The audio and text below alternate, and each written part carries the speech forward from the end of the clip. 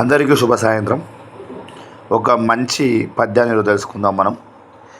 చిత్తాశతకం రాసినటువంటి శ్రీపతి భాస్కర కవి అయినటువంటి ఆయన యొక్క ఉత్పలమాల కావ్యం, ఉత్పలమాల రాసినటువంటి పద్యాన్ని తెలుసుకుందాం.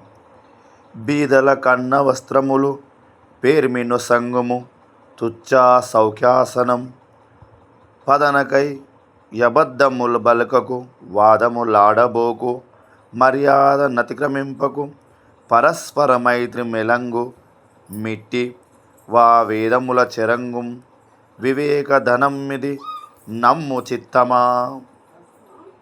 ఓ మనసా, శ్రీ చిత్తశతక నాశన శ్రీపతి భాస్కర గారు ఏమనంటే, ఓ మనసా, పేదవారికి అన్నము వస్త్రము దాన ధర్మం చేయి, పెరిమిన సంఘం అందరికీ పంచు, తాత్కాలికమైన సుఖం కోసము స్నేహం చేయకు, అనవసరమైన వాదులాటకు దిగకు, అబద్ధాలు వాడకు, వాదములాడబోకు అంటే కొట్లాటలకు దిగకపోకు, మర్యాద అనేటువంటిది అతిక్రమించకు, పరస్పర మైత్రి అంటే స్నేహంతో మెలుగు, ఇవి వేదములలాగానే ఉంటాయి, ఓ మనసా నమ్ము అని అర్థం.